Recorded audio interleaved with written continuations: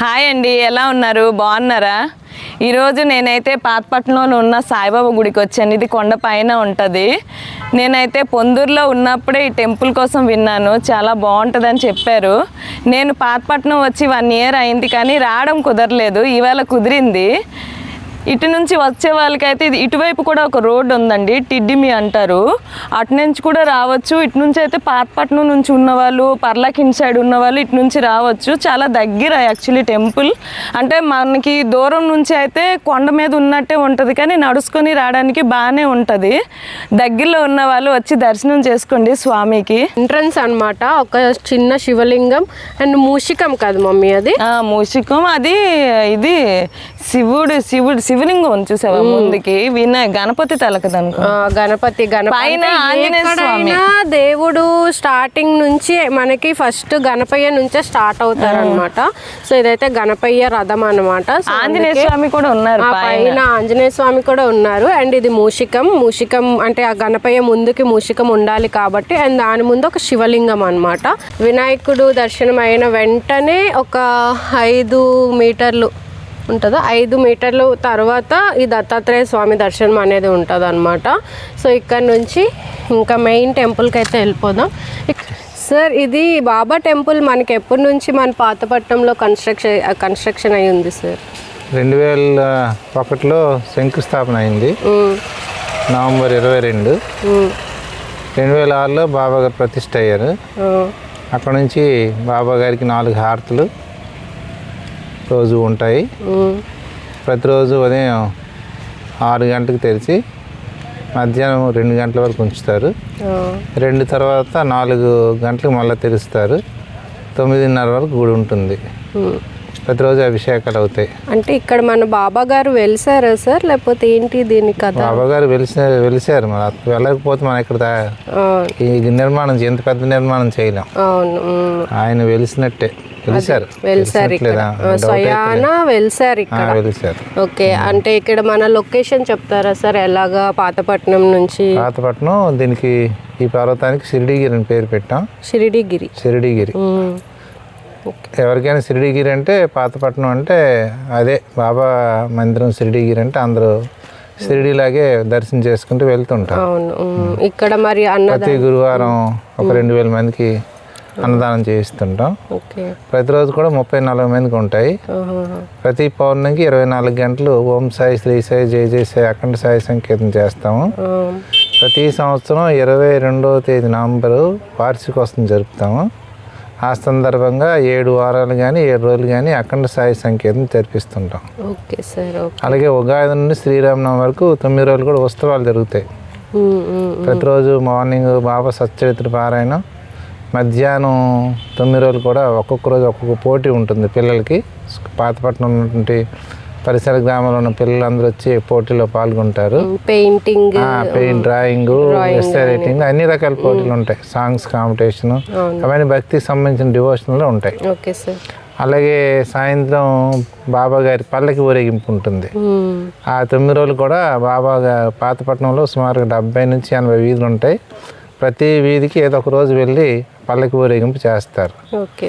అది ఆ 9 రోజులు చేసే కార్యక్రమాలు. రాత్రి 7 నుంచి కల్చరల్ ఉంటాయి. క్లాసికల్ డ్యాన్స్ కానీ లేకపోతే భజనలు కానీ ఆ 9 రోజులు కూడా జరుగుతాయి. చివరి రోజు ఎవరైతే గెలుపొందుతారో వాళ్ళందరికీ లోకల్గా ఉన్నటువంటి మండల స్థాయి అలాగే నాయకుల చేతుల మీదుగా వాళ్ళకి ప్రైజ్ డిస్ట్రిబ్యూషన్ కార్యక్రమం చేస్తాం. అది వసంతోత్సవాలు అంటారు వాటికి. అలాగే గురు పౌర్ణమికి ప్రత్యేకించి కార్యక్రమాలు ఉంటాయి. అలాగే దత్త జయంతి కూడా జరుగుతాయి. అలాగే ప్రతిష్ట వార్షికోత్సవం అనేది జూన్ నెలలో ఉంటుంది. బాబా గారు ప్రతిష్ఠ చేసిన రోజు. ఆ రోజు ఒక 1008 మంది భక్తుల చేత శ్రీ సాయి సత్యవ్రతాలు జరిపిస్తాం ఇక్కడ. సార్, ఇప్పుడు డొనేషన్స్ కూడా మీరు తీసుకుంటారా? మరి అందరూ మొత్తం ఈ గుడి అంతా తయారైంది భక్తులు ఇచ్చేటటువంటి విరాళాలతోనే జరుగుతుంది. ఇంకెవరైనా ఇవ్వచ్చు. ఇంకా భవిష్యత్తులో అన్నప్రసాదాలను, షిరిడీ లాంటి ఒక అన్నప్రసాదాలను తయారు చేయాలనుకుంటున్నాం. వృద్ధులకు మంచి ఆశ్రమం టైప్లో ఒక ఓల్డేజ్ హోమ్ చేస్తాం అనుకుంటున్నాం. ఆశ్రమం టైప్లో అంటే వాళ్ళు కేవలం ఆ బిల్డింగ్కే పరిమితం అవ్వకుండాను గుళ్ళో యాక్టివిటీస్ అన్ని వాళ్ళు పార్టిసిపేట్ చేస్తూ వాళ్ళకి సత్సంగాలు ఏర్పాటు చేస్తూ పూర్వం రాజులు ఏ విధంగా అయితే చివరి దశలో ఆశ్రమంకి వెళ్ళి జీవనం గడిపేవారు ఆ స్థాయిలో ఇక్కడ చేయాలని ఒక ఆలోచనతో మన ఆలోచన ఒక ఎయిమ్స్ ఉన్నాయి. Okay sir. తర్వాత పిల్లలు ఆడుకోవడానికి ఒక పార్క్ ఒకటి పాతపట్నంలో ఫ్రంట్ కి అది పార్క్ సార్ ఈ ఏరియాలో చేయాలి. శివలింగం ఏదో ఉంది పాతపట్నంలో అతి పూర్వం నుంచి ఉందమ్మా అక్కడ. పాతపట్నంలో ఎక్కడ పిల్లలు రిలాక్స్ అవ్వడానికి పార్క్ లేదు, అటువంటిది ఇక్కడ చేయాలని ఒక సంకల్పం చేసాం. అది ఇదంతా దాతలు చేసేదే. అలాగే ఎదురుగొన్న బిల్డింగ్ దుని సిడీలో బాబా గారు ఉండేటప్పుడు అగ్ని వెలిగించారు, అది ఇప్పటికీ వెలుగుతుంది. మనం కూడాను సిడి నుంచి పాతపట్నం పాదయాత్రలో వచ్చి ఇక్కడ దుని వెలిగించాలని ఆలోచనతో ఉన్నాం అనమాట. ఇప్పుడు ఇది మన హోమం చేసేదా సార్? హోమాలే అవుతాయి ఇక్కడ. ధ్వని ఓకే, ధ్వని అనేది అవుతుంది. అలాగే పైన లైబ్రరీ కమ్ మెడిటేషన్ హాల్ పైన ఒకట. అంటే ఇప్పుడు అది ఓపెన్ ఉందా సార్? ప్రస్తుతం ఓపెన్ ఉంటుంది, చూడొచ్చు. అలాగే అక్కడే సంకీర్తనలు అవుతుంటాయి. 49 రోజులు కానీ 7 రోజులు సంకీర్తనలు అవుతుంటాయి ఈవినింగ్ టైం. సంక్రాంతికి భోగి రోజు భోగి పళ్ళు వస్తాం చేస్తాం, సంక్రాంతి రోజు దీపోత్సవం చేస్తాం, అలాగే కనుమ రోజు గోసేవ అనేది చేస్తాం. ఆ రోజు ఆవులకి పిలిచి పూజ చేసి వాటికి కొద్దిగా ఆహార పదార్థాలు ఇవ్వడం జరుగుతుంది ఇక్కడ. అంటే ఆ విధంగా మన సాంప్రదాయాన్ని ముందుకు పట్టుకెళ్ళడానికి ప్రయత్నం చేస్తాను. చాలా డెవలప్ చేశారు. మేము చిన్నప్పటి నుంచి 2001 అంటే ఇప్పటికి 25 సంవత్సరాలు అవుతుంది. త్వరలోనే సిల్వర్ జూబ్లీ కూడా చేసుకుంటాం. చేస్తారు అది కూడా. మీరు మా స్కూల్ టీచర్ చిన్నప్పుడు, విక్టరీ స్కూల్ టీచర్ సార్. అలా అప్పటి నుంచి చూసి చాలా డెవలప్ చేశారు ఈ టెంపుల్ అయితే. Okay sir. ఒకే పాతపట్నం బాబా గుడి అంటే షిరిడీకి ఎవరైనా వెళ్ళలేకపోతే ఇక్కడికి వచ్చి దర్శనం చేసుకుంటే షిరిడీ లాంటి ఒక సాటిస్ఫాక్షన్, ఒక అనుభూతి కలుగుతుంది. అది విశేషం. ఇక్కడ అన్నిటికంటే ప్రత్యేకత ఏంటంటేను ఇక్కడ ఎవరు వర్కర్స్ లేరు, భక్తులే. వండి నుంచి పాత్రల తోమి నుంచి గుడికడి నుంచి హారతలు ఇచ్చిన నుంచి ఈ కార్యక్రమాలు ఏవేవి జరుగుతున్నాయో ఆ కార్యక్రమాలను కూడా సేవకులతో నడుస్తుంది.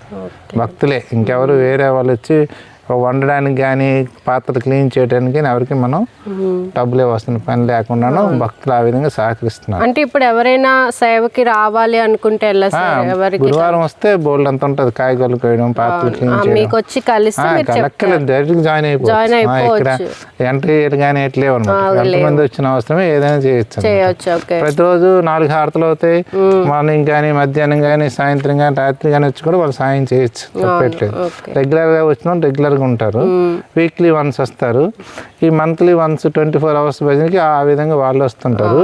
అన్నిటికంటే అద్భుతం ఏంటంటేను మన గుడి తరపున ప్రతిరోజు ఒక సాయంత్రం 1 గంట సేపు పారాయణకి వెళ్తారు. ఈ 17వ తేదీకి 3000 రోజులు అవుతుంది. 8 సంవత్సరాలు పూర్తి అయిపోయింది. అక్టోబర్ 1, 2017 స్టార్ట్ చేసాం. ఇప్పటి వరకు జరుగుతుంది. మధ్యలో తిత్లీ వచ్చింది, కరోనా వచ్చింది, బోల్డ్ అని ప్రకృతి వైపరీత్యాలు వచ్చినప్పుడు కూడాను బ్రేక్ లేకుండా జరుగుతుంది. ఆ వస్తువు కూడా రీసెంట్ 18వ తేదీన ఒకటి ఉంది సెలబ్రేషన్ చేస్తాం. వీళ్ళుంటే అందరూ వచ్చి ఆ పాలన ఆ రోజు ఒక నెల్లూరు నుంచి ఒక వక్త కూడా వస్తున్నారు, బాబా సత్యవచ్చేవాళ్ళు. ఇక్కడికే వస్తారు. వచ్చి ఇందులోనే అప్పుడు హోమాలు మేము వచ్చినప్పుడు అయితే హోమాలు చేస్తాం. పైన కూడా చేస్తాం. పైన హోమ గుండాలు ఉన్నాయి చూడండి. ఓకే సార్, వెళ్తాం. పైన కన్స్ట్రక్షన్ కూడా అవుతుంది. Okay sir. అది ఓకే ఓకే, థ్యాంక్ యూ. ఏదేమైనా ఇక్కడ ఒక సేవ అనేది ఒక ఆలోచన అనేది క్రియేట్ చేసాం. ఆ ఆలోచన ప్రకారం వెళ్తుంది.